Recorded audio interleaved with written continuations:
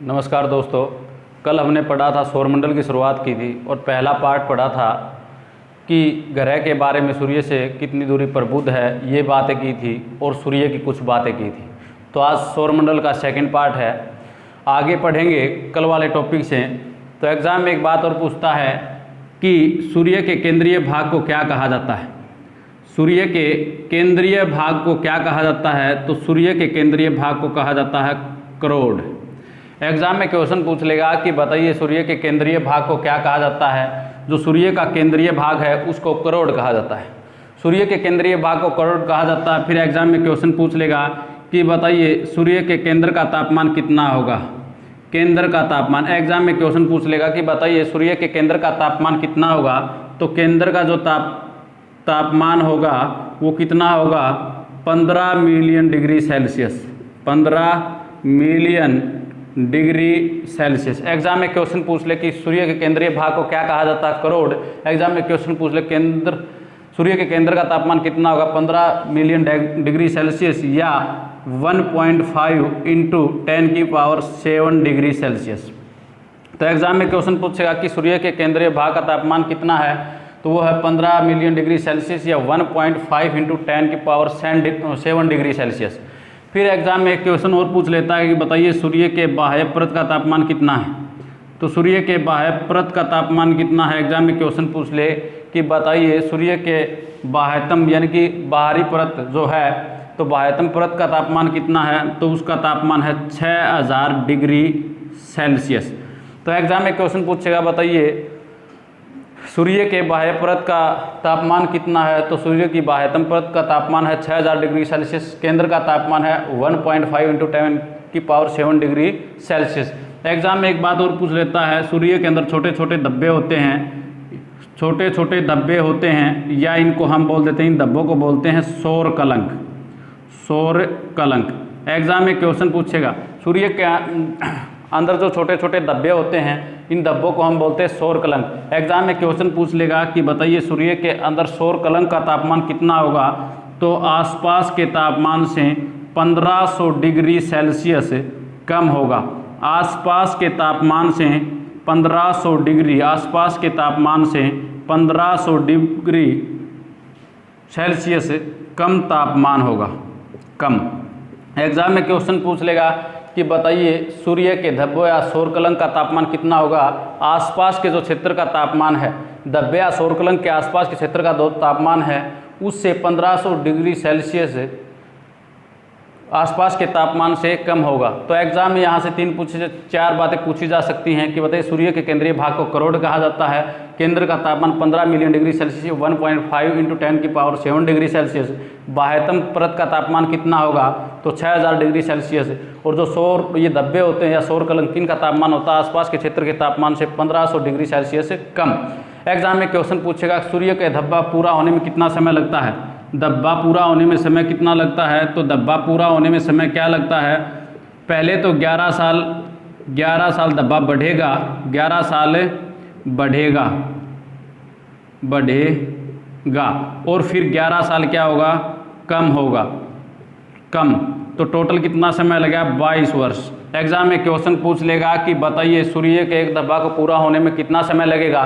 तो सूर्य के एक धब्बा को पूरा होने में लगेगा 22 वर्ष। पहले 11 वर्ष ये धब्बा सूर्य पर बढ़ेगा और फिर 11 वर्ष क्या होगा? घटेगा, और कुल मिलाकर 22 वर्ष। तो सूर्य के एक धब्बा पूरा होने, सूर्य पर एक धब्बा पूरा होने में एक धब्बे का काल कितना है? 22 वर्ष। फिर आगे अब बात करेंगे, वो करेंगे पहला ग्रह सूर्य से सबसे नज़दीक का ग्रह और जिसका नाम होगा बुध। तो अब बात करेंगे हम किसकी? बुध की। एग्जाम में क्वेश्चन पूछता है बुध से बार बार। तो सबसे पहली बात कि बुध सूर्य के सबसे नज़दीक का ग्रह है। सूर्य के सबसे नज़दीक, सूर्य के नज़दीक ये पूछेगा एग्जाम में क्वेश्चन कि सूर्य के सबसे नज़दीक का ग्रह कौन सा है। तो सूर्य के सबसे नज़दीक का ग्रह बुध है। सबसे छोटा ग्रह कौन सा है? सबसे छोटा ग्रह भी कौन सा है? बुध। एग्जाम में क्वेश्चन पूछ लेगा कि बताइए सूर्य के सबसे नज़दीक का ग्रह कौन सा है। कल मैंने बताया था बुध, और सबसे छोटा ग्रह कौन सा है? बुध।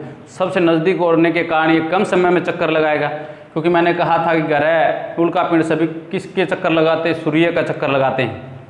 तो बुध सूर्य का एक चक्कर लगाने में सबसे कम समय लेगा, क्योंकि सूर्य के सबसे नज़दीक का ग्रह कौन सा है? बुध है। इसी कारण बुध सूर्य की परिक्रमा सबसे कम समय में करता है। तो एग्जाम में क्वेश्चन पूछेगा कि बताइए बुध सूर्य की परिक्रमा यानी कि सूर्य के चारों ओर चक्कर लगाने में, सूर्य के चारों ओर चक्कर लगाने में बुध यानी कि परिक्रमण काल कितना है? तो वो होगा 88 दिन में। एग्जाम में क्वेश्चन पूछेगा सूर्य की सबसे कम समय में चक्कर कौन लगाता है? तो सूर्य का सबसे कम समय में चक्कर लगाता है, क्योंकि सूर्य के सबसे नज़दीक का ग्रह कौन सा है? बुध। तो नज़दीक का चक्कर लगाने में सबसे कम समय लेगा। तो सूर्य की एक परिक्रमा यानी कि सूर्य के चारों ओर चक्कर लगाने में, यानी कि सूर्य की एक परिक्रमा सबसे कम समय में कौन करता है? बुध करता है। कितने? 88 दिन। तो एग्जाम में क्वेश्चन पूछेगा सूर्य की परिक्रमा करने वाला सबसे कम समय में कौन सा ग्रह है? बुध ग्रह। कितने? 88 दिन में। फिर एक होता है परिभ्रमण काल, एक होता है परिक्रमण, एक होता है परिभ्रमण काल। परिभ्रमण होता है अपने अक्ष का एक चक्कर लगाना, यानी कि परिक्रमा तो होता है सूर्य के चारों ओर चक्कर लगाने में 88 दिन। एक परिभ्रमण होता है यानी अपने अक्ष पर घूमना, या अपने अक्ष का, अपनी ही दूरी का एक चक्कर लगाना, अपनी ही दूरी का एक चक्कर लगाना यानी अपने अक्ष पर घूमना। परिभ्रमण काल कितना है? तो परिभ्रमण काल है 58.6 दिन। तो एग्जाम में क्वेश्चन पूछेगा बुध अपनी ही दूरी का एक चक्कर कितने दिन में लगाएगा, या परिभ्रमण काल। तो बुध अपनी ही दूरी का एक चक्कर लगाने में समय लेता है 58.6 दिन। परिक्रमा सूर्य की कितने दिन में करता है? 88 दिन में करता है। छोटा ग्रह सूर्य के सबसे नज़दीक का ग्रह है, इसी कारण यह सूर्य की सबसे कम समय में क्या लगाता है? चक्कर लगाता है एक दूरी का। फिर एग्जाम में क्वेश्चन पूछेगा बुध का कोई उपग्रह नहीं है, बुध का कोई उपग्रह नहीं है। एग्जाम में क्वेश्चन पूछ ले कोई उपग्रह नहीं। एग्जाम में क्वेश्चन पूछेगा बताइए बुध के कितने उपग्रह हैं? तो बुध का कोई उपग्रह नहीं है। एक बात और पूछेगा बुध पर वायुमंडल नहीं है, बुध पर वायुमंडल का अभाव है, वायुमंडल का अभाव। तो एग्जाम में क्वेश्चन पूछ लेगा कि बुध पर वायुमंडल है या नहीं। तो बुध पर वायुमंडल का अभाव है, यानी कि बुध पर वायुमंडल नहीं है। इसी कारण यहाँ दिन अत्यधिक गर्म और रातें बर्फीली होती है। रात कैसी होती है? यहाँ पर बर्फीली, ठंड पड़ती है बहुत ज़बरदस्त, तो बर्फीली। एग्जाम में क्वेश्चन पूछ लेगा कि वायुमंडल का अभाव किस ग्रह पर है? तो बुध पर वायुमंडल का अभाव है। इसी कारण यहाँ पर दिन अत्यधिक गर्म और रातें यहाँ पर क्या होती हैं? बर्फीली होती हैं। बुध का दिन का टेम्परेचर कितना रहेगा? तो 427 डिग्री सेल्सियस। तो अत्यधिक गर्म है बुध का दिन का टेम्परेचर, यानी कि अत्यधिक गर्म है, तो इसका 427 डिग्री सेल्सियस है। और रात यहाँ पर बर्फीली होती हैं, तो रात का तापमान होता है यहाँ पर -173 डिग्री सेल्सियस। एग्जाम में क्वेश्चन पूछेगा तो बुध पर वायुमंडल का अभाव है, दिन अत्यधिक गर्म 427 डिग्री सेल्सियस तापमान, और रात अत्यधिक बर्फीली, और यहाँ पर -173 डिग्री सेल्सियस तापमान है रात का। और यह सूर्य की परिक्रमा 88 दिन में, और अपनी ही दूरी पर एक चक्कर लगाने में 58.6 दिन। इसका कोई उपग्रह नहीं है, सूर्य के सबसे नज़दीक का ग्रह है, और सबसे छोटा ग्रह नज़दीक का ग्रह, तो सबसे कम समय में चक्कर पूरा करता है। यह सूर्य निकलने से 2 घंटे पहले देखा जा सकता है, यह सूर्य निकलने से 2 घंटे पहले दिखाई देता है। तो एग्जाम में क्वेश्चन पूछ लेगा पहले दिखाई देता है, दिखाई देता है। तो एग्जाम में क्वेश्चन पूछ लेगा कि सूर्य निकलने से बुध सूर्य निकलने से कितने घंटे पहले दिखाई देता है? तो बुध सूर्य निकलने से 2 घंटे पहले दिखाई देता है। जो बुध है वो सूर्य निकलने से 2 घंटे पहले दिखाई देता है। ये पूछेगा बुध का एक दिन पृथ्वी के कितने दिन के बराबर होता है? तो पृथ्वी के 90 दिन के बराबर होता है, 90 दिन। एग्जाम में क्वेश्चन पूछेगा कि बताइए बुध का एक दिन पृथ्वी के कितने दिन के बराबर होता है? तो 90 दिन, यानी कि पृथ्वी के 90 दिन और बुध का एक दिन समान है। तो बुध का एक दिन पृथ्वी के 90 दिन के बराबर होता है। अगले ग्रह की ओर चलेंगे तो उससे अगला ग्रह है, उसका नाम है शुक्र। तो अगले ग्रह की बात करेंगे, उस ग्रह का नाम क्या होगा? शुक्र। अब बात करेंगे हम शुक्र की, तो शुक्र की बात करेंगे, इसका भी कोई उपग्रह नहीं है, कोई उपग्रह नहीं है। बुध और शुक्र का कोई उपग्रह नहीं है, न तो बुध का कोई उपग्रह है और न ही किसका? शुक्र का उपग्रह है। दूसरी बात करेगा, शुक्र की बात करेंगे तो शुक्र अपने पर सूर्य के चारों ओर चक्कर लगाने में कितना समय लेता है, तो 224.7 दिन है। 224.7 दिन परिभ्रमण काल है इसका, परिक्रमा काल। एग्जाम में क्वेश्चन पूछेगा कि परिक्रमा, सूर्य की परिक्रमा यानी सूर्य के चारों ओर चक्कर लगाने में कितना समय लेता है। सूर्य के चारों ओर एक चक्कर लगाने में शुक्र 224.7 दिन लेता है। दूसरी बात एक और पूछेगा कि बताइए परिभ्रमण अपने अक्ष पर यानी अपनी दूरी का एक चक्कर लगाने में कितना समय लेगा, तो अपनी दूरी का एक चक्कर लगाने में शुक्र टाइम लेता 243 दिन। एग्जाम में क्वेश्चन पूछेगा कि बताइए शुक्र के कितने उपग्रह, तो बुध और शुक्र का कोई उपग्रह नहीं है। शुक्र सूर्य की परिक्रमा करने में कितना समय लगाता है, 224.7 दिन। अपनी दूरी का एक चक्कर यानी परिभ्रमण काल है 243 दिन है। फिर दूसरी बात एक और पूछेगा कि यह सर्वाधिक चमकीला ग्रह है, सर्वाधिक चमकीला व गर्म ग्रह। एग्जाम में क्वेश्चन पूछेगा सर्वाधिक चमकीला व गर्म ग्रह कौन सा, तो सर्वाधिक चमकीला ग्रह है वो शुक्र है। पूछेगा सर्वाधिक गर्म ग्रह कौन सा है, तो वो शुक्र है और इसका तापमान है 475 डिग्री सेल्सियस। एग्जाम में क्वेश्चन पूछता है बार बार कि बताइए सर्वाधिक चमकीला ग्रह कौन सा है, शुक्र है। और सर्वाधिक गर्म ग्रह कौन सा है, तो वो शुक्र है और इसका तापमान कितना है, 475 डिग्री सेल्सियस। दूसरा सर्वाधिक गर्म ग्रह है बुध, लेकिन सबसे गर्म ग्रह पूछ ले या चमकीला ग्रह पूछ ले तो उसका नाम क्या है, शुक्र, और दूसरा सबसे गर्म है बुध। तो सर्वाधिक चमकीला और गर्म ग्रह कौन सा है, 475 डिग्री सेल्सियस यहाँ पर तापमान है। शुक्र कोई उपग्रह नहीं इसका, यह सूर्य की परिक्रमा करने में 224.7 दिन लेता है और अपना परिभ्रमण काल अपनी दूरी का एक चक्कर लगाने में 243 दिन लेता है। दूसरी बात है इसके वायुमंडल में कार्बन डाइऑक्साइड गैस पाई जाती है, कार्बन डाइऑक्साइड। एग्जाम में क्वेश्चन पूछेगा कि शुक्र सर्वाधिक मात्रा में शुक्र के वायुमंडल में कौन सी गैस पाई जाती है, तो 95% कार्बन डाइऑक्साइड गैस पाई जाती है। 3.4% नाइट्रोजन कितनी पाई जा है, 3.4% है। और सल्फर डाइऑक्साइड कितनी है, तो वह है 0.015%। एग्जाम में क्वेश्चन पूछ लेगा कि बताइए शुक्र ग्रह के वायुमंडल में सर्वाधिक मात्रा में कौन सी गैस पाई जाती है, कार्बन डाइऑक्साइड गैस 95%, नाइट्रोजन 3.4% और सल्फर डाइऑक्साइड 0.015%। कार्बन डाइऑक्साइड यानी CO2, ठीक है। इसी कारण यह सर्वाधिक चमकीला और सर्वाधिक गर्म ग्रह है और इस पर कितना तापमान 475 डिग्री सेल्सियस है। एग्जाम में फिर एक बात और पूछेगा कार्बन डाइऑक्साइड गैस की खोज किसने की थी, तो जोसेफ ब्लेक ने। एग्जाम में क्वेश्चन पूछ ले कि बताइए कार्बन डाइऑक्साइड गैस की खोज किसने की, तो जोसेफ ब्लेक ने की थी। कब, 11 जून 1754 में। एग्जाम में क्वेश्चन पूछ ले कार्बन डाइऑक्साइड गैस CO2 की खोज किसने की थी, जोसेफ ब्लेक ने की थी 11 जून 1754 में। जोसेफ ब्लेक कहाँ का निवासी था, तो ये था कहाँ का, स्कॉटलैंड का। कहाँ का था, स्कॉटलैंड का। एग्जाम में क्वेश्चन पूछ ले कि कार्बन डाइऑक्साइड गैस की खोज किसने की थी, 11 जून 1754 में जोसेफ ब्लेक ने की थी। कहाँ का था, स्कॉटलैंड का। और स्कॉटलैंड की राजधानी क्या है, एडिनबर्ग। स्कॉटलैंड की राजधानी पूछ ले तो एडिनबर्ग है और मुद्रा है पाउंड स्टर्लिंग। एग्जाम में क्वेश्चन पूछ लेगा कि बताइए कार्बन डाइऑक्साइड गैस CO2 की खोज 11 जून 1754 में किसने की, जोसेफ ब्लेक। कहाँ का था ये, स्कॉटलैंड का। स्कॉटलैंड की राजधानी एडिनबर्ग, मुद्रा pound sterling. Carbon dioxide gas का प्रयोग किया जाता है एक तो आग बुझाने में। एग्जाम में क्वेश्चन पूछेगा कि आग बुझाने में किस गैस का प्रयोग किया जाता है, तो आग बुझाने में कार्बन डाइऑक्साइड गैस का प्रयोग किया जाता है। एग्जाम में क्वेश्चन पूछ ले कि सोडा वाटर बनाने में किसका प्रयोग किया जाता है, तो सोडा वाटर बनाने में किस गैस का प्रयोग किया जाता है, carbon dioxide gas. Soda water बनाने में, आग बुझाने में किस गैस का प्रयोग किया जाता है, कार्बन डाइऑक्साइड गैस का, ठीक है। ग्लोबल वार्मिंग के लिए उत्तरदायी गैस कौन सी है, तो ग्लोबल वार्मिंग के लिए उत्तरदायी गैस है वो भी कौन सी है, कार्बन डाइऑक्साइड, ठीक है।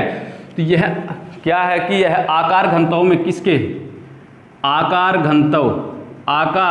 व घनत्व में किसके समान है, तो आकार घनत्व में किसके समान है, पृथ्वी के समान। एग्जाम में क्वेश्चन पूछेगा शुक्र आकार व घनत्व में किसके समान है, आकार और घनत्व में पृथ्वी के समान है, इसलिए शुक्र को पृथ्वी की भगिनी,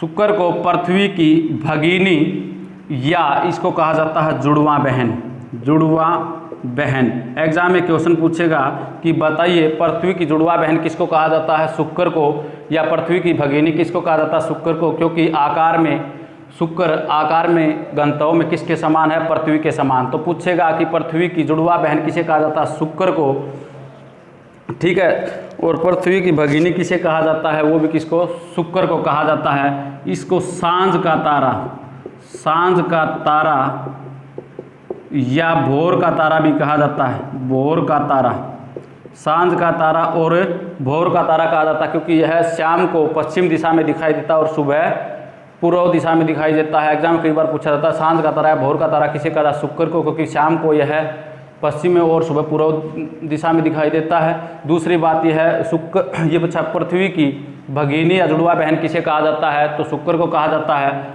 शुक्र का घूर्णन किस तरफ है भाई, दक्षिणावर्त घूमता है, दक्षिणावर्त। एग्जाम में क्वेश्चन पूछ ले कि शुक्र किस तरफ घूमता है, तो दक्षिणावर्त, यह पूर्व से पश्चिम की ओर चक्कर लगाता है। तो शुक्र और अरुण दोनों ही पूर्व से पश्चिम की ओर चक्कर लगाते हैं। शुक्र और अरुण को छोड़कर सभी ग्रह वामावर्त घूमते हैं, यानी पश्चिम से पूर्व की ओर। शुक्र और अरुण को छोड़कर सभी ग्रह वामावर्त घूमते हैं, यानी कि पश्चिम से पूर्व की ओर। शुक्र और अरुण घूमते दक्षिणावर्त, यानी कि पूर्व से पश्चिम। तो यहाँ तक बात की थी हमने किसकी, शुक्र की। अब अगला पॉइंट बात करेंगे, वो शुरू करेंगे पांचवा बड़ा ग्रह। तो पांचवा बड़ा ग्रह है पृथ्वी, और सूर्य से तीसरे नंबर पर, सूर्य से तीसरे नंबर पर, दूरी में सूर्य से तीसरे नंबर, पहले पर बुध, दूसरे शुक्र, तीसरी पर पृथ्वी, और आकार में पांचवा। आकार में कौन से नंबर पर बड़ा ग्रह है, आकार में पांचवा ग्रह है, पांचवा।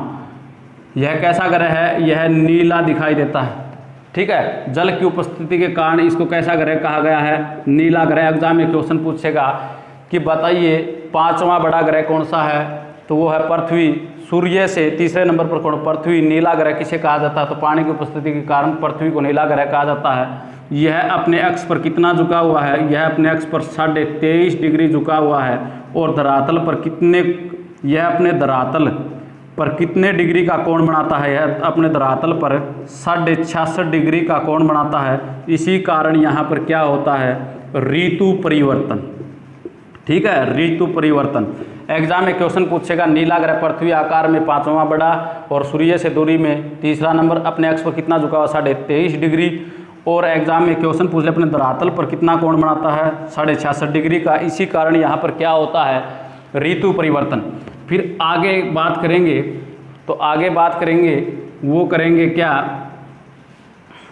आपसे पूछेगा कि पृथ्वी का परिभ्रमण काल कितना है, परिभ्रमण काल कितना है। एग्जाम में क्वेश्चन पूछ ले तो सूर्य का एक चक्कर लगाने में कितना समय लेता है, तो 365 दिन 5 घंटे 48 मिनट और 14 सेकंड। एग्जाम में क्वेश्चन पूछ ले परिभ्रमण क्या होता ना, परिक्रमा। एग्जाम में क्वेश्चन पूछेगा सूर्य की परिक्रमा कितने समय में पूरी करता है, पृथ्वी सूर्य की परिक्रमा, यानी कि पृथ्वी सूर्य के चारों ओर एक चक्कर लगाने में कितना समय लेता है, 365 दिन 5 घंटे 48 मिनट और 14 सेकंड। लगभग हम इसको बोलेंगे 365 दिन और 6 घंटे। यही 6 घंटे क्या होते हैं, 4 साल में 24 घंटे हो जाते हैं, और 4 साल में एक दिन बढ़ जाता है जब 29 फरवरी आती है। तो पृथ्वी सूर्य की परिक्रमा करने में कितना समय लेता है, 365 दिन 5 घंटे 48 मिनट 14 सेकंड, लगभग 365 दिन 6 घंटे, और 4 साल में 6 चौके 24, यानी कि 4 साल में ये 6 करके 24 घंटे हो जाएंगे, और वो फिर एक दिन बढ़ जाएगा, वो बढ़ेगा क्या, 29 फरवरी, और वो कहलाएगा लीप ईयर।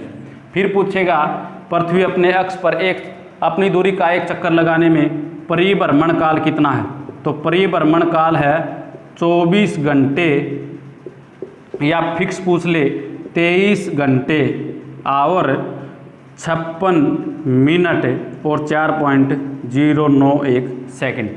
तो यह अपनी दूरी पर एक चक्कर लगाने में परिभ्रमण काल कितना, पृथ्वी का 24 घंटे या फिर 23 घंटे 56 मिनट 4.091 सेकंड। सूर्य का एक चक्कर लगाने में समय लेता 365 दिन 5 घंटे 48 मिनट या 365 दिन 6 घंटे, और ये 6 घंटे 4 साल में 24 घंटे हैं। 29 फरवरी बढ़ जाए जो लीप ईयर कहलाएगा। ठीक है, ये अपना था सेकंड पार्ट। कल आगे कल बात करेंगे। ठीक है, तो okay, bye bye, take care, share and subscribe करें।